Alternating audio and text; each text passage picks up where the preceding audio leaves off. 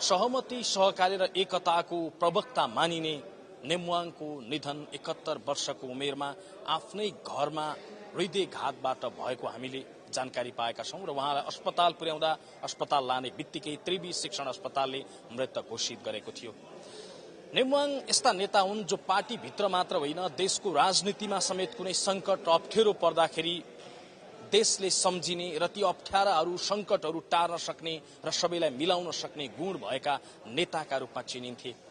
नेकपा एमालेका नेता कार्यकर्ताले मात्र होइन देशले समेत चिन्ने र उहाँलाई सम्झिरहने एउटा व्यक्तित्व हो उहाँको बनेको थियो र हामी नेमुवाङलाई नेकपा एमाले लगायत अन्य दलका नेता कार्यकर्ताले चाहिँ कसरी सम्झिन्थे, कसरी सम्झिन्छन् यो विषयमा विभिन्न दलका नेताहरूसँग हामी कुराकानी गर्दैछौं र सँगसँगै नेकपा एमालेको पार्टी कार्यालयमा श्रद्धाञ्जली जुन सभा हुँदैछ, श्रद्धाञ्जली अर्पणका लागि उहाँको पार्थिव शरीर राखिँदैछ त्यसको अपडेट पनि हामी निरन्तर रूपमा यहाँलाई गराइराखेका छौं र यतिखेर भने हामी नेकपा एमालेका उपाध्यक्ष सुरेन्द्र पाण्डेसँग हामी कुराकानी गर्दैछौं। यहाँलाई स्वागत छ। हस्, धन्यवाद। सबैभन्दा पहिला चाहिँ मैले यहाँसँग यो जुन दुःखद खबर यहाँले कतिखेर थाहा पाउनुभयो र यो विषयमा यहाँ कतिखेर थाहा पाउनुभयो? अस्पतालै पुग्नुभयो कि सिधै यहाँ आइपुग्नु? सबभन्दा पहिला त कमरेड सुभाष नेमाङ प्रति हार्दिक श्रद्धाञ्जली व्यक्त गर्न चाहन्छु। उहाँका शोक सन्तप्त परिवारजनहरूमा श्रद्धाञ्जली समवेदना भन्छु। मैले 4 बजे फोन आयो, मलाई 4 बजे फोन आएपछि निन्द्रामै अनि किन भनेर उठेपछि अनि उहाँको यस्तो भयो रे भन्ने खबर सुनेपछि अनि अब गाडी ड्राइभर चालक घरमा नभएको स्थितिमा बोलाउँदाखेरिमा अलिकति ढिलो भयो। म अस्पताल पुगेर अनि यहाँ आएको हुँ। यहाँ आउँदा पनि म 6:30 तिर यहाँ आइसकेका थिएँ। म उहाँको पार्थिव शरीरलाई यहाँ बिहान 7 बजे ल्याउने भनिएको थियो, त्यसपछि फेरि 9 बजे भनियो। यहाँ ल्याउन अलिकति ढिला भयो, के रहेछ खास कारण? होइन, यसै बीचमा चाहिँ नेपाल सरकारले उहाँ संविधान सभाको सदस्य, संविधान सभा इतिहासमै पहिलोचोटि बन्यो र अब संविधान सभाको फेरि अध्यक्ष त कोही रहने स्थिति छैन। त्यस हुनाले उहाँ बहालवाला सांसद पनि अब पटक पटकको संविधान संसदको सभामुख, त्यसमध्ये पनि संविधान सभाको प्रमुख सभामुख भएको हुँदा राजकीय के बन्दोबस्त हुन्छ भन्दाखेरिमा सरकारले सम्भवतः राष्ट्रिय चाहिँ सम्मान दिने निर्णय गर्ने क्याबिनेट डाक्दैछौँ हामीले, केही निर्णय गरेपछि मात्रै अनि हामी बताउँछौँ भनेको हुनाले उहाँहरूले त्यो लासलाई त्यहाँबाट लिएर हिँड्ने, यदि राजकीय सम्मान गर्ने हो भने त्यो लास चाहिँ सेना र चाहिँ प्रहरीको सेक्युरिटीमा हुने भएको हुनाले त्यसको स्कटिङ पनि उसले गर्ने हुनाले त्यो निर्णयको कारणले हामी अलिकति ढिला हुन पुग्यो। नत्र अघि नै यहाँ पार्थिव शरीर यहाँ आइसक्थ्यो। त्यसपछि सरकारले नै हामीलाई सूचना गर्यो कि एकछिन कुर्नु पर्यो भनेपछि अहिलेसम्म हामी कुरिरहेछौँ। जस्तो कि यहाँहरूको सचिवालय बैठक बस्ने भन्ने कुरा पनि थियो, त्यो बैठक कतिखेर बस्ने हो? 11 बजे बैठक बस्ने निर्णय भइसकेको छ, सबैलाई खबर पनि भइसकेको छ। हामी 1 घण्टापछि करिब अब भन्न 50-55 मिनटपछि बैठक बस्छौं र पार्टीको तर्फबाट एउटा हामी औपचारिक रूपले श्रद्धाञ्जली पनि व्यक्त गर्छौं। दोस्रो, पार्टीले यस बीचमा अरू के गतिविधि गर्ने, 3 दिनको गर्ने कि यो शोकलाई कसरी शोक कार्यक्रमहरू व्यवस्थित गर्ने, यसबीचका पार्टीका रेगुलर कार्यक्रमहरू स्थगित गरेर यसैमा केन्द्रित हुने भन्ने सम्भवतः त्यसले निर्णय गर्ला र त्यसपछि अनि हामी त्यसअनुसार नै हाम्रो पार्टी अगाडि बढ्छ। अहिलेसम्मको कार्यतालिका बनेको सुने अनुसार हामीले आज र भोलि उहाँको पार्थिव शरीरलाई यहीँ राखिने भन्ने थियो, त्यो अलावा केही नयाँ शेड्युल बनेको छ? अहिलेसम्म बनेको छैन। उहाँको परिवारका सदस्यहरू बाहिर भएको हुनाले, खास गरी छोराहरू बाहिर रहेको कारणले गर्दाखेरिमा भोलि या पर्सिसम्म आइपुग्ने स्थिति छ। सम्भवतः एकजना आजै आइपुग्ने स्थिति छ। अर्को छोरा पनि अब आजै सुनेको हुनाले आज टिकटको केही स्थिति छ। भोलि बिहान फ्लाइट हुँदाखेरिमा सकेसम्म भोलिको रातिसम्म कुन देशबाट आउनुपर्ने हो? युकेबाट, एकजना अस्ट्रेलिया, एउटा युकेबाट आउनुपर्ने भएले त्यसले हामी चाहिँ अब बच्चाहरू उनीहरू आउन्जेलको लागि रोक्नुपर्ने भएको हुनाले पनि आज र भोलि हामी यहाँ रहन्छौँ। यो एउटा कार्यतालिकाको कुरा रह्यो। संविधान सभाको अध्यक्ष समेत रहनुभएका पूर्व सभामुख नेमुवाङलाई तपाईँले व्यक्तिगत रूपमा चाहिँ कसरी चिन्नुहुन्छ, कसरी सम्झिनुहुन्छ? होइन, मेरो त पुरानो साथी हो। म 2031 सालदेखि चिन्दछु र लामो सहकार्य, अब धेरै लामो काल हामी विभिन्न हिसाबले हामी जोडियौं। खास गरी राजनीतिक कारणले नै मैले पनि चिने र पछि पक्राउ पर्नुभयो उहाँ। अब म परेन पक्राउ, तर मेरो दाजु चाहिँ राजेन्द्र पाण्डे उहाँहरू त्यो केसमा चाहिँ पक्राउ पर्नुभयो, जेलमा जाने। अब म बाहिर अलिकति म चाहिँ भूमिगत भएँ, पछि उहाँहरू खुला राजनीतिमा चाहिँ रहनुभयो र बहुदल आइसकेपछि बीचमा चाहिँ म काठमाडौँ भ्यालीको पार्टीको चिफ थिएँ। भूमिगत कालमा काठमाडौँ जिल्लाको सचिव भएर पनि काम गरेँ र उहाँसँग पार्टीको रेगुलर सम्पर्कमा मैले जाने गर्थेँ। सुभाषजी फर्म थियो उहाँको, पारिवारिक हिसाबले नै परिवारमा आउने जाने, त्यो सबैदेखिको घटनाक्रमहरूको म एउटा साक्षी पनि छु। बिचमा हामीले एकचोटि 44 सालमा जनपक्षीय चाहिँ उम्मेद्वार चाहिँ काठमाडौँ जिल्लाको जनपक्षीय प्रधान पञ्च उठाउने निर्णय गरेका थियौँ उहाँलाई। पछि उहाँले त्यसमा जान असहमति इच्छा प्रकट गर्नु भएन र हामीले त्यसलाई ड्रप गरौँ त्यो धाडालाई। पछि बहुदल आयो, उहाँ चाहिँ राष्ट्रिय सभाको चाहिँ सदस्य हुनुभयो, त्यहाँ चाहिँ सचेतक हुनुभयो। पछि उहाँ प्रतिनिधि सभामा आउनुभयो 56 को चुनावबाट। होल सिनारियोमा पछि संसदको सभामुख बन्नुभयो र अहिलेसम्मको होलमा एउटा शालीन व्यक्तित्व, निरन्तर एउटा उद्देश्यप्रति अविचलित रूपले अघि बढ़िरहने, कसैलाई नबिजाउने, कसैलाई भनौँ न नचिड्याउने उहाँको स्वभाव चाहिँ त्यस्तो थियो। र अहिलेसम्म पनि, हिजो अस्तिसम्म पनि, हिजैसम्म पनि उहाँ सक्रिय हुनुहुन्थ्यो, राजनीतिक यो काममा सक्रिय हुनुहुन्थ्यो। अस्ति धरान गएर आउनुभएको थियो, हिजैसम्म पनि विभिन्न मान्छेसँग फोनमा। आज बिहान म अघि त्यहाँ हस्पिटलमा जाँदा विनोद ढकालसँग कुरा भएको थियो, त्यहाँ बाहिर भेट्दा हिजो बेलुका पाउने 9 बजे मेरो चाहिँ 2 मिनट कुरा भएको थियो। अलिकति सन्चो छैन, भोलि भेटौँ न भन्नुभएको थियो अरे, आज यस्तो भयो भनेर भन्दै हुनुहुन्थ्यो। त्यसैले सक्रिय हुँदै नै उहाँको चाहिँ यो स्थिति भयो।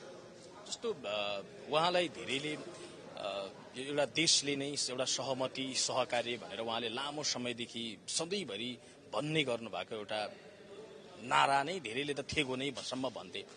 उहाँको त्यो सहमति सहकार्य भन्ने शब्दलाई आजको दिनमा उहाँसँग जोडेर हेर्दा यदि उहाँ हुनुहुन्न थियो भने सायद संविधान बन्न गाह्रो थियो कि, यदि उहाँको त्यो भूमिका हुन्न थियो भने दलहरू बीचको तिक्तता अझै बढी बढेर जान्थ्यो कि, आजको दिनमा उहाँको आवश्यकता र हिजोको दिनको त्यो भूमिका कसरी सम्झनुहुन्छ? त्यसो बेला म आफै पनि संविधान सभामा पनि थिएँ होइन, पछि प्रतिनिधि सभामा नि हामी सँगै काम गर्यौं।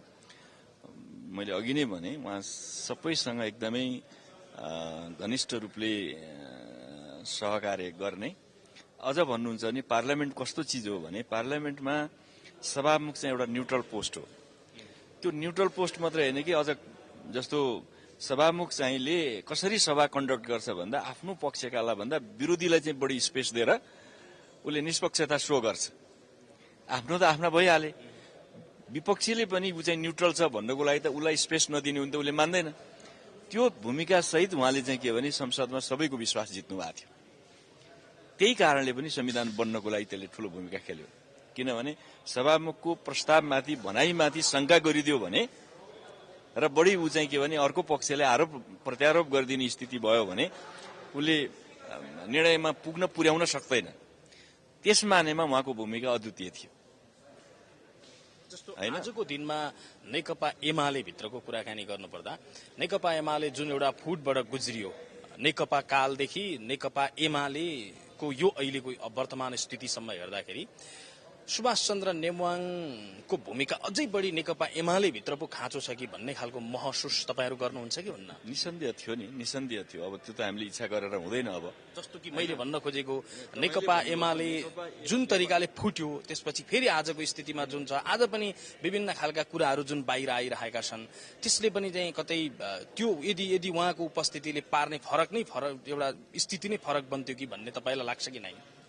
होइन, स्वाभाविक छ। नेकपा एमाले वर्तमान अवस्था तपाईँले जसलाई इंगित गर्न खोज्नु भएको छ, संकेत गर्न खोज्नु भएको छ, पार्टीभित्र खास मानिसहरूको भूमिका कस्तो हुन्छ भने एकदमै टफ रूपले चर्किने एउटा, अर्को हिसाबले अर्को छोरमा पुग्ने, बीचमा बसेर मध्यस्थ गर्ने, दुईटैलाई मिलाउने भयो भने त्यसले के गर्छ, झगडा चाहिँ बिचैमा चाहिँ ग्रिज गरेर त्यो समाधान र साम्य हुन पुग्दछ। चर्का भए पनि के हुन्छ हो। यस्तो बेलामा उहाँको जहिले पनि भूमिका चाहिँ के भने महत्त्वपूर्ण हुने गर्थ्यो। र अहिले पनि के भने उहाँ चाहिँ पार्टीका समस्याहरूसँग उहाँ चिन्तितै हुनुहुन्थ्यो। अझ भन्यो भने देशमा उठिरहेका कतिपय समस्याहरूप्रति उहाँ चिन्तित हुनुहुन्थ्यो। जस्तो अहिले बिस्तारै पार्टीको मात्रै होइन, देशभित्र जातीय, धार्मिक, साम्प्रदायिक अलिकति दंगाका लक्षणहरू देखा परिरहेका छन् अहिले प्रेजेन्ट स्थितिमा। यसप्रति उहाँकै क्षेत्र कोशी प्रदेशमै अन्त पनि प्रकट भइरहेछ। केही समय तपाईँ अगाडि जनकपुरमा हेर्नुभयो भने एक जाति र अर्को जातिको बीचमा द्वन्द्व, एक धर्म मान्ने र अर्को धर्मको बीचमा कालो मोसो, यस्ता कतिपय प्रसंगहरू जो चलिरहेछ। हिजो अस्ति मात्रै सर्लाहीमा चाहिँ सामान्य केसमा चाहिँ कर्फ्यू आदेश जस्ता प्रसंगहरू जोबाट अहिले देश गुज्रिरहेको छ, यस कुराप्रति उहाँ चिन्तित हुनुहुन्थ्यो र यसलाई समाधान गर्नुपर्दछ र यसको पनि मिलन बिन्दु एकता र पारस्परिक सद्भाव, समझदारी र एकता बाहेक त केही पनि हुँदैन नि। ऊ यसतर्फ उहाँ जहिले पनि चिन्तित हुनुहुन्थ्यो र उहाँको त्यो भूमिका चाहिँ धेरै नै महत्त्वपूर्ण र यस्ता समस्या समाधान गर्न सघाउपूर्ण हुन्थ्यो भन्ने मलाई लाग्छ। यहाँलाई धेरै धेरै धन्यवाद। हस्, धन्यवाद। दर्शकबिन, हामी कुराकानी गर्दैथ्यौं नेकपा एमालेका उपाध्यक्ष सुरेन्द्र पाण्डेसँग र हामी यतिखेर श्रद्धाञ्जली सभामा छौं। नेकपा एमालेका उपाध्यक्ष सुभाष चन्द्र नेमवाङको निधन भएपछि यतिखेर उहाँको पार्थिव शरीरलाई नेकपा एमालेको पार्टी कार्यालय चासलमा ल्याउने तयारी भइरहेको छ र पार्थिव शरीर केही समयपछि आइपुग्ने हामीले जानकारी प्राप्त गरेका छौं। र जसरी नेकपा एमालेका अर्का उपाध्यक्ष सुरेन्द्र पाण्डेले भन्नुभयो, वास्तवमा उहाँको भूमिका जब विवाद र खटपट देखिन्छ, चाहे दलभित्रै होस् चाहे राष्ट्रिय राजनीतिमा किन नहोस्, त्यस्तो अवस्थामा उहाँको भूमिका अत्यन्त महत्त्वपूर्ण हुने गर्दथ्यो। र दलका नेताहरूले मात्र होइन, नेकपा एमालेका नेताहरूले मात्र होइन, अन्य दलका नेता र आम नागरिकले पनि सुभाष चन्द्र नेमवाङ जसलाई सहमति र सहकार्यको एउटा खम्बा धरोहरका रूपमा मान्ने गर्दथे र मान्दछन् पनि आजको दिनमा। र फेरि पनि हामी दोहोर्याएर भन्छौं दर्शकबिन, यो देशमा थोरै त्यस्ता नेता छन् जसलाई अत्यन्त जनताले भित्र हृदयदेखि नै सम्झन्छन् र ती नेताहरू जसलाई अक्सर कम दाग लागेको नेताका रूपमा हेरिन्छ, ती नेताभित्र पर्नुहुन्थ्यो नेकपा एमालेका उपाध्यक्ष सुभाष चन्द्र नेमवाङ। र हामी यतिखेर चासलमा रहेका छौं र नेकपा एमालेको सचिवालय बैठक पनि बस्दैछ 11 बजे भन्ने हामीले जानकारी प्राप्त गरेका छौं। यहाँलाई जानकारी गराउँ दर्शकबिन, नेकपा एमालेका अध्यक्ष केपी शर्मा ओलीले केही समय अगाडि एउटा वक्तव्य जारी गर्दै भन्नुभएको थियो, मैले नेकपा एमालेको एकजना उपाध्यक्ष मात्र गुमाएको छैन। मेरो एउटा अत्यन्त मिलनसार मित्र, मेरो अत्यन्त सहृदयी मित्र र सँगसँगै मलाई ठूला अप्ठ्याराहरूमा सहयोग गर्ने मेरा अत्यन्त परम सहयोगी पनि मैले गुमाएको, मैले आभास गरेको छु भन्ने उहाँको वक्तव्य बाहिर आएको छ। र विभिन्न दलका नेताहरू, प्रधानमन्त्री पुष्पकमल दाहाल प्रचण्ड, नेपाली कांग्रेसका सभापति शेरबहादुर देउवा लगायत विभिन्न दलका नेताहरूले उहाँको निधनप्रति शोक प्रकट गरेका छन् र शोक सन्तप्त परिवारप्रति समवेदना प्रकट गरेका छन्। र हामी यतिखेर नेकपा एमालेको पार्टी कार्यालयको यो ताजा दृश्य देखाइरहेका छौं। यो पार्टी कार्यालय बाहिर हाताको दृश्य हो, जहाँ तपाईँ देख्न सक्नुहुन्छ विभिन्न दलका नेताहरू देख्न सकिन्छ। खास गरी नेकपा एमालेका नेता कार्यकर्ताहरूको बाक्लो उपस्थिति छ र नेकपा एमालेको मात्र होइन, अन्य दलका नेता कार्यकर्ताहरू पनि यहाँ उपस्थित छन्। हामी दलका नेता कार्यकर्ताहरूसँग पनि प्रतिक्रिया लिइराखेका छौं र लिने क्रमलाई निरन्तरता दिनेछौं। मन्त्री परिषदको बैठकले केही महत्त्वपूर्ण निर्णय गर्ने तयारी गरेको र सो निर्णय बमोजिम सब निकाल्ने भनेको कारणले गर्दाखेरि ढिला भएको हामीले जानकारी प्राप्त गरेका छौं। पार्थिव शरीर 7 बजे आउने भनिएको थियो, त्यसपछि 9 बजेलाई सारियो र अहिलेसम्म पार्थिव शरीर आइपुगेको छैन र यहाँ विभिन्न दलका नेता कार्यकर्ताहरू श्रद्धाञ्जली अर्पणका लागि ठूलो भिड लागेको हामी देख्न सक्छौं। यद्यपि हामीले प्राप्त गरेको जानकारी अनुसार मन्त्री परिषदले अर्थात सरकारले राजकीय सम्मानका साथ अस्पतालबाट शव निकाल्ने र सो पार्थिव शरीरलाई नेकपा एमालेको पार्टी कार्यालयमा ल्याउने कार्यतालिका तय गरेको छ र सो बमोजिम पार्थिव शरीर ल्याउने तयारी भइरहेको छ।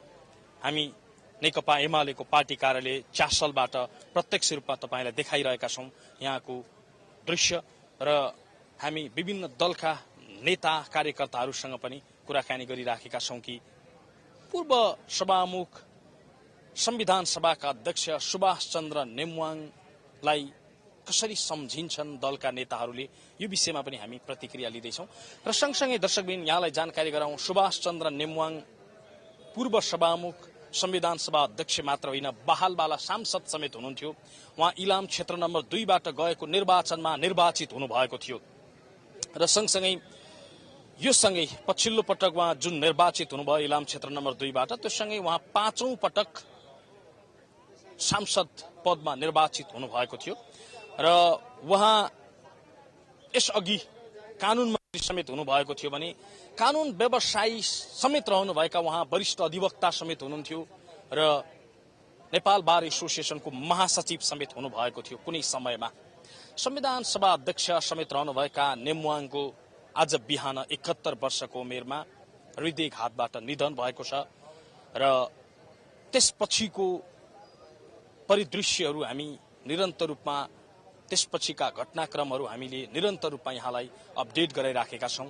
त्रिवी शिक्षण अस्पतालमा उहाँको पार्थिव शरीर छ, त्यहाँको पनि हामीले केही ताजा दृश्यहरू तपाईलाई देखायौं र त्यसपछि यतिखेर हामी पार्टी कार्यालय नेकपा एमालेको पार्टी कार्यालय च्यासलबाट यहाँको ताजा दृश्य देखाइरहेका छौं, यहाँका गतिविधिहरू देखाइरहेका छौं, विभिन्न दलका नेता कार्यकर्ताहरूको प्रतिक्रियाहरू पनि समेटिरहेका छौं। खास गरी नेकपा एमालेका नेताहरूको बाक्लो उपस्थिति भएका कारण हामी नेकपा एमालेका नेता कार्यकर्ताहरूसँग हामी कुराकानी गरिराखेका छौं। केही बेर अघि मात्रै नेकपा एमालेका अर्का उपाध्यक्ष सुरेन्द्र पाण्डेसँग कुराकानी गरेका थियौं। उहाँले गराउनु भएको जानकारी अनुसार 11 बजे सचिवालय बैठक बस्दैछ नेकपा एमालेको। सचिवालय बैठकले निर्णय गर्नेछ कि कस्ता कार्यक्रमहरू तय गर्ने, अर्थात् पार्टीले कति दिन शोक मनाउने क्रममा के गर्ने भन्ने खालका निर्णयहरू गर्ने छ सचिवालय बैठकले। र सँगै मन्त्री परिषदको बैठकको निर्णय अनुसार उहाँको शवलाई यहाँ पार्टी कार्यालयमा ल्याउने कार्यतालिका समेत तय भएको हामीले जानकारी प्राप्त गरेका छौं र निरन्तर रूपमा हामी यहाँलाई अपडेट गराइराखेका छौं यहाँको ताजा स्थिति र अवस्थाको विषयमा। दर्शकबिन, यो नेकपा एमालेको पार्टी कार्यालय च्यासल हो। विभिन्न दलका नेताहरूको बाक्लो उपस्थिति हामी देख्न सक्छौं र सँगसँगै दर्शकबिन हामी विभिन्न दलका नेताहरूसँग प्रतिक्रिया समेत लिइरहेका छौं। थुप्रै नेताहरू अहिले पनि त्रिवी शिक्षण अस्पताल महाराजगंजमा रहेका छन् र कयौं नेताहरू यहाँ च्यासलमा उपस्थित भएका छन्, हामी देख्न सक्छौं र यो ताजा दृश्य देखाइरहेका छौं हामी। दर्शकबिन, नेकपा एमालेका उपाध्यक्ष पूर्व सभामुख तथा संविधान सभाका अध्यक्ष सुभाष चन्द्र नेमवाङको निधनपछि यतिखेर देश स्तब्ध बनेको छ र हामी यहाँको यो ताजा दृश्य देखाइरहेका छौं। हामी नेकपा एमालेका थुप्रै नेतागणहरूलाई हामी यहाँ देख्न सक्छौं र हामी यहाँको ताजा दृश्य देखाइराखेका छौं। यो पार्थिव शरीर राख्नका लागि तयार पारिएको छ। केही समयपछि पार्थिव शरीर आउने हामीले जानकारी प्राप्त गरेका छौं र यतिखेर हामी नेकपा एमालेका नेता तथा संविधान सभा सदस्य गोकुल बास्कोटासँग केही कुराकानी गर्न चाहिरहेका छौं। बास्कोटा सर, थोरै यहाँसँग हामी लाइभमा छौं, थोरै मैले कुराकानी जोड्न चाहे। यहाँलाई स्वागत छ प्राइम टाइम्स टेलिभिजनमा, यहाँलाई स्वागत छ। मैले थोरै यहाँसँग जान्न चाहे, यो जुन खबर, एउटा दुःखद खबर हामीले सुन्यौं, यो खबर हजुरले कतिखेरतिर थाहा पाउनु भएको थियो? बिहान थाहा पाउँदा नै थाहा पाइयो। अब मसित छुट्टै खबर थाहा पाउने त कुनै माध्यम थिएन, पार्टीकै संयन्त्रबाट थाहा पाइयो। अहिले यहाँ अस्पतालबाट डाइरेक्ट यता आउँदै हुनुहुन्छ? अस्पतालबाट त यता लिएर आउने कुरा हुँदैछ। केही अस्पतालबाट निकालिसकेको वा केही ताजा नयाँ जानकारी तयारी हुँदैछ, त्यसको राख्नुपर्ने भयो नि 2 दिन जति, त्यस कारणले गर्दाखेरि त्यसको तयारी हुँदैछ। हस्, यहाँलाई धेरै धेरै धन्यवाद। दर्शकबिन, हामी यतिखेर नेकपा एमालेको पार्टी कार्यालय च्यासलमा रहेका छौँ र यहाँको ताजा दृश्य देखाइराखेका छौँ। यहाँ विभिन्न दलका नेताहरू उपस्थित हुनुहुन्छ। खास गरी नेकपा एमालेका नेताहरूको बाक्लो उपस्थिति हामी देख्न सक्छौँ। नेकपा एमाले एउटा धरोहर अर्थात् खम्बा गुमाएको छ।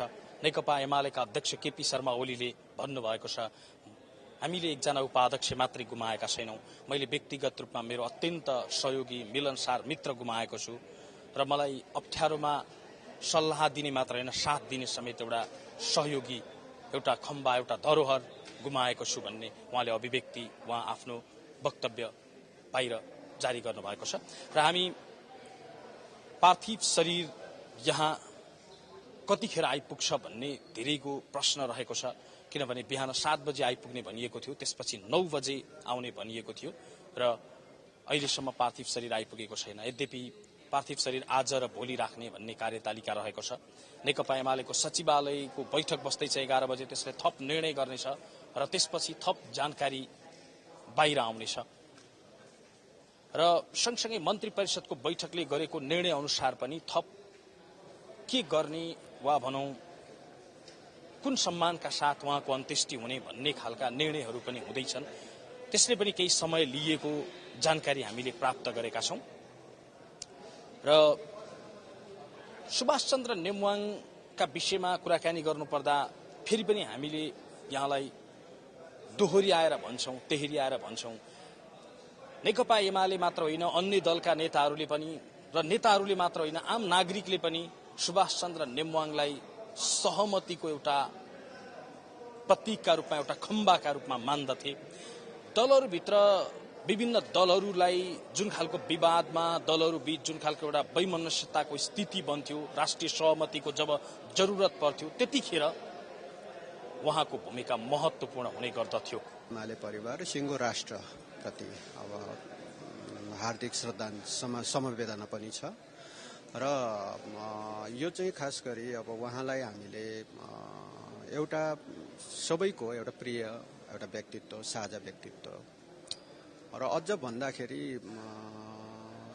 सबैलाई सर्वस्वीकार्य र भनी नबिजाउने, कसैलाई पनि अब चर्को उहाँ हुनुहुन्न थियो। त्यसैले पनि होला एउटा साझा व्यक्तित्वको रूपमा स्थापित हुन सक्नु भएको छ र अरू नयाँ जेनेरेसनले उहाँबाट यिनै कुराहरू सिक्नु जरुरी छ। आकस्मिक रूपमा यो जुन खालको खबर सुनियो, यो एकदमै पत्याउनै गाह्रो हुने खालको यो खबर तपाईले चाहिँ कतिखेर थाहा पाउनु भयो? हामीले राति करिब 2 देखि 2:30 बजेको भित्र हामीले यो खबरहरू थाहा पाइसकेका थियौँ र अब उहाँलाई पार्टी कार्यालयमा हामी श्रद्धाञ्जलीको लागि राखिन्छ र अब राजकीय सम्मानसहित उहाँलाई अन्त्येष्टि हुन्छ। त्यसोदेखि सम्भवतः पर्सि उहाँको अन्त्येष्टि हुनेछ र हामी राति त्यो खबर थाहा पाउन साथ पार्टी नेताहरू पनि पुग्नुभयो र हामी सबै अब त्यहाँ पुग्यौँ टिचिङ हस्पिटल र अब त मृत्यु नै भइ नै सक्यो। अब हामीले स्वीकार्ने बाहेक, यो तितो एउटा यथार्थलाई स्वीकार्ने बाहेक यो चाहिँ एउटा हामीसँग अर्को विकल्प छैन र उहाँलाई अब अन्त्येष्टिसँगै वास्तवमा उहाँबाट धेरै कुराहरू हामीले सिक्नु पर्नेछ र उहाँको चाहिँ यो योगदानलाई हामीले जुन ढङ्गले तपाईँको चाहिँ अब बुझिरहेका छौँ र अलिकति एउटा अभाव अब खड्किन्छ होला भन्ने हामीलाई पनि लागिरहेको छ। यो पछिल्लो कालमा नेपालको राष्ट्रिय राजनीति नेकपा एमाले भित्रकै कुराकानी गर्नुपर्दा नेकपा एमालेमा अलिकति खटपट आउँदाखेरि बीचको मध्यमार्गी भूमिका निर्वाह गर्ने नेताका रूपमा चिनिनुहुन्थ्यो। त्यसो त देशकै लागि पनि उहाँले ठूलो भूमिका निर्वाह गर्नुभएको थियो। जतिखेर संविधान जारी हुने बेलामा दलहरूबीच ठूलो खटपट थियो, ठूलो एउटा खालको तनावको स्थिति थियो। त्यो तनावलाई हल गर्नका लागि सहमति र सहकारी भनेर उहाँले लामो समयदेखि दलहरूलाई एक ठाउँमा उभ्याउनका लागि काम गर्नुभयो। नेकपा एमाले भित्र पनि त्यो विवाद हल गर्न उहाँले लामो प्रयत्न गर्नुभएको थियो। अब तपाईहरूले सुभाष चन्द्र नेमवाङको त्यो ठाउँ ओगट्ने कोही पात्र त तपाईहरूलाई अब अभाव सधैँ रहिरहला। त्यो त अभाव नै हुन्छ। खास गरी तपाईँको चाहिँ हामीले एमाले भित्रको आन्तरिक राजनीतिमा त छँदै थियो, उहाँले जुन ढङ्गको एउटा मध्यम उसमा रहेर सबै पक्षहरूलाई मिलाउने र उहाँले त सिङ्गै राष्ट्रको पनि तपाईँ संविधान जारी गर्न सम्भवतः उहाँको नेतृत्व नभएको थियो भने हामीलाई निकै कठिन थियो। त्यति बेला धेरै ठुलो हामी झगडामा थियौँ भनौँ न, एकअर्कामा चाहिँ राम्रो थिएन। अब पछिल्लो राजनीतिक उसमा पनि तपाईँ राजनीतिक दलहरूभित्र अब तिक्तता बढ्दै गएको देख्छौँ हामी, र यस्तो बेला उहाँको अभाव त खड्किन्छ। जति बेला राजनीतिक दलहरूभित्र तिक्तता थियो, मुलुक कुनै बेला तपाईँको चाहिँ अब हामी हतियारबन्द द्वन्द्वमा थियौँ नि, त्यस्तो द्वन्द्वको बेला समेत पनि तपाईँको चाहिँ हामीले अब मुलुकलाई एउटा सेफ ल्यान्डिङ गर्ने ठाउँसम्म त पुग्न सफल भयौँ, र त्यसको अगुवाई त्यसको श्रेय उहाँलाई नै जान्छ। र यसैले अब सिङ्गो एमाले भित्रको आन्तरिक पार्टीभित्र मिलाउने कुरा मात्र नभएर सिङ्गै देशको चाहिँ अब मिलाउने कुराहरूमा समेत पनि अब यस्तो कतिपय समस्याहरूलाई मिलाउने कुराहरूमा समेत पनि हामीले अब अभाव त खड्किन्छ नै। त्यसैले अब यतिको व्यक्तित्व अब फेरि पाउँछौँ हामीले, फुलफिल त हुँदै सक्दैन। र अब कोही अब फेरि अब यस्तो तहमा उहाँबाट सिकेर कोही मान्छेहरू फेरि पनि आउँछन् भने त त्यो त राम्रो कुरा हो। सिक्ने कुरा नै के हो भने उहाँ तपाईँको चाहिँ कसैसँग अब दूरी टाढा राखेर नबस्ने स्वभाव, र सबैलाई मिलाएर एउटा बिचमा लिएर आउन सक्ने स्वभाव, र सबैलाई चाहिँ एउटा मिलाएर एकै ठाउँमा राख्न सक्ने स्वभाव। र उहाँबाट हामीले सिक्नुपर्ने के हो भन्दाखेरि चर्को नहुन सिक्नुपर्ने, किनभने राजनीतिमा जो चर्को हुँदो रहेछ भाँचिदो रहेछ। त्यसैले जो चर्को भएन उसले चाहिँ अरूलाई पनि मिलाउन सक्ने, त्यसैले नयाँ जेनेरेसनले यो सिक्नुपर्ने कुरा छ। र त्यही नै सबै सिकेर उहाँ जस्तै बन्न त अब सम्भवै छैन, त्यो कुनै कल्पनै गर्न सकिँदैन।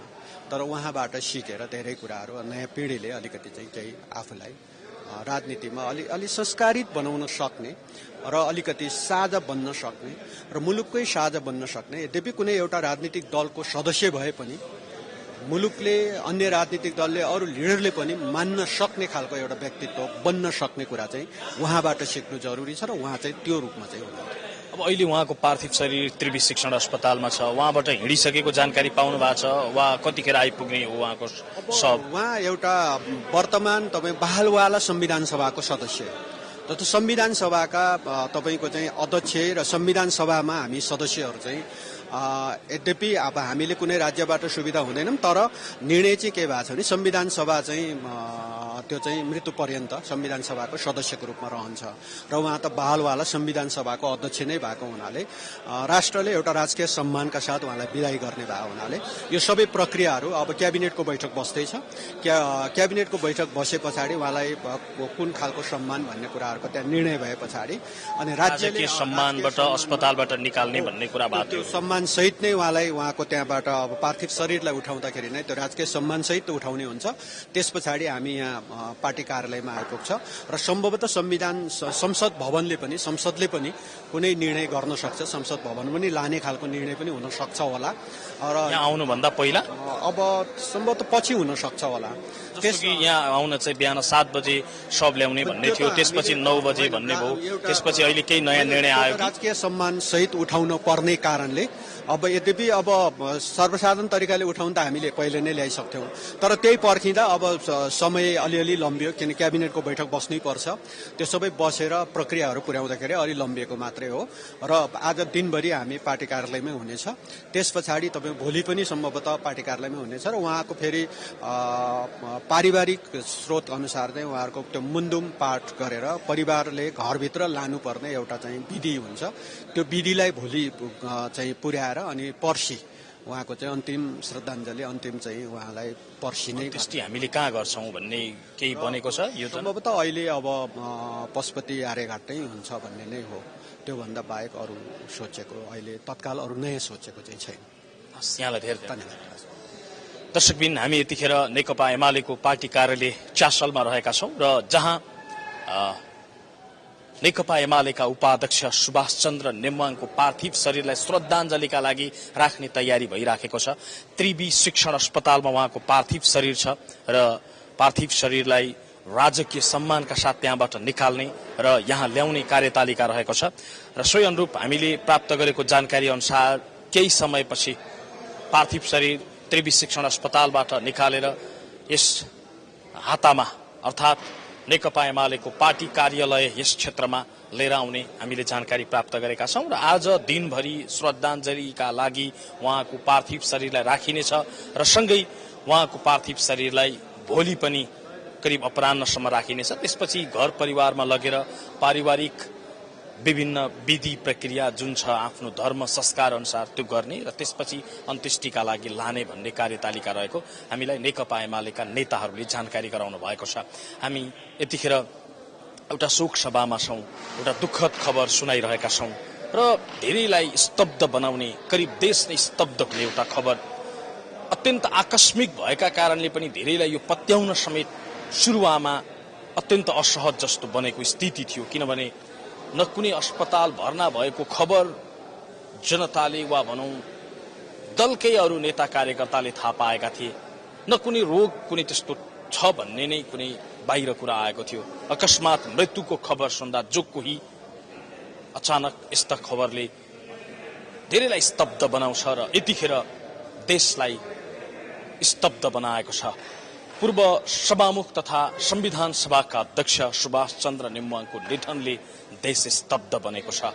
देश मात्र होइन, प्रकृति समेत स्तब्ध भए जसरी पानी परिरहेको छ। यतिखेर देशका विभिन्न भागमा, काठमाडौँमा वर्षा भइरहेको छ र हामी यतिखेर नेकपा एमालेको पार्टी कार्यालयको ताजा अवस्था देखाइरहेका छौं, जहाँ केही समयपछि नेकपा एमालेका उपाध्यक्ष सुभाष चन्द्र नेमुवाङको पार्थिव शरीर आउँदैछ। नेमुवाङ 71 वर्षको हुनुहुन्थ्यो र उहाँ 5 पटक सांसद बन्नु भएको थियो। इलाम क्षेत्र नम्बर 2 बाट निर्वाचित अहिलेको बहालवाला सांसद समेत हुनुहुन्छ उहाँ।